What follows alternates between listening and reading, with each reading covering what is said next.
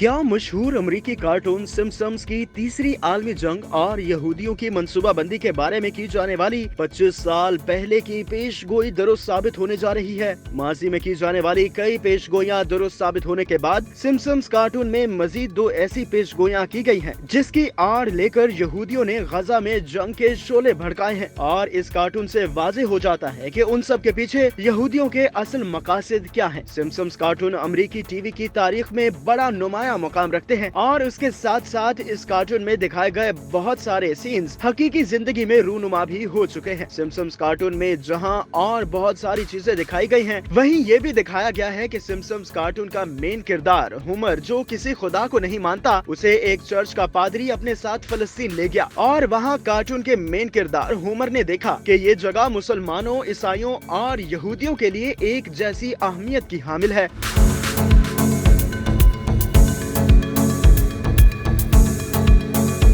Cartoon में दिखाया गया कि उस सारी सूरत हाल को देखकर होमर का दिल बहुत घबराया और इसने चाहा कि वो उन लोगों को छोड़कर भाग जाए, क्योंकि वो ज़हनी तौर पर किसी खुदा को नहीं मानता था। जब उसने वहाँ से भागने की कोशिश की तो दिखाया गया कि पर्दा गैब से इस पर कुछ इल्हाम हुआ और वो शख्स यानी होमर, जो किसी खुदा को नहीं मानता था, वो खुद लोगों का मसीहा बन गया और उसे अरबों के लिबास में दिखाया गया। कार्टून में ये दिखाया गया कि होमर अब मुसलमानों, यहूदियों और ईसाइयों को एक झंडे के नीचे इकट्ठा कर रहा है और उनको एक नए मजहब की दावत दे रहा है। ये मजहब तीनों मजाहिब को यकजा करने के लिए मुफीद है। कार्टून में दिखाए गए इस मंजर से अंदाजा लगाएं कि इस कार्टून सीरीज के यहूदी राइटर ने किस चालाकी से आने वाले झूठे मसीहा यानी दज्जाल को कितनी मकारी से एक परहेजगार और मुत्तकी शख्स बनाकर पेश करने की कोशिश की है। इस तरह इस कार्टून के जरिए पूरी दुनिया के लोगों को एक नए मजहब को कबूल करने के लिए तैयार किया जा रहा है। इससे आप यहूदी कौम की शातराना और मकारी से भरपूर फितरत का अंदाजा लगा सकते हैं।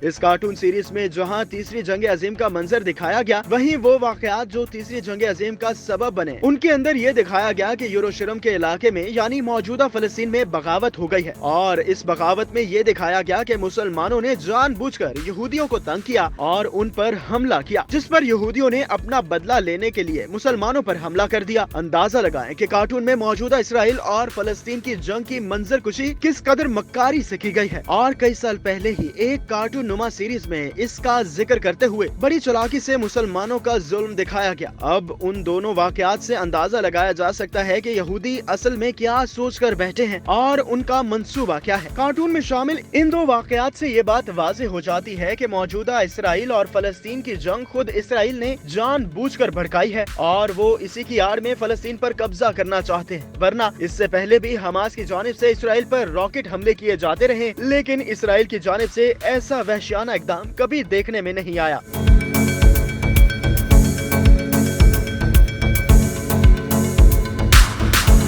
इस बार हमास के हमले में इसराइल ने ऐसी जारहाना हिकमत अमली अपना ली कि इस वक्त गजा के मजलूम फलस्तीनी एक छोटी सी पट्टी में महसूर होकर रह गए हैं और पूरा गजा मलबे के ढेर का मंजर पेश कर रहा है। और इस सारी सूरत हाल की पेशगोई यहूदी एक कार्टून में आज से तकरीबन 25 साल पहले कर चुके हैं। इससे साफ जाहिर होता है कि यह वाकया अचानक पेश नहीं आया, बल्कि एक सोचा समझा मंसूबा था, जिसको बड़ी मंसूबा बंदी के साथ एक मुकर्ररा वक्त पर शुरू किया गया। और कार्टून में दिखाया गया कि ये तीसरी आलमी जंग की वजूहात में से एक वजह हमास और इसराइल की जंग होगी, यानी यहूदी दुनिया भर के लोगों के जहनों को इस सारी सूरत हाल के लिए पहले ही तैयार कर चुके हैं। और कार्टून में ये दिखाया गया है कि हमास इसराइल जंग ही पूरी दुनिया को तीसरी आलमी जंग की तरफ ले जाएगी। इसराइल इस सारी मंसूबा बंदी में अकेला नहीं, बल्कि अमेरिका में मौजूद पूरी यहूदी लॉबी भी इसराइल की पुष्ट पर खड़ी है, जबकि अमेरिका इस सारे मंसूबे में इसराइल का भरपूर साथ दे रहा है।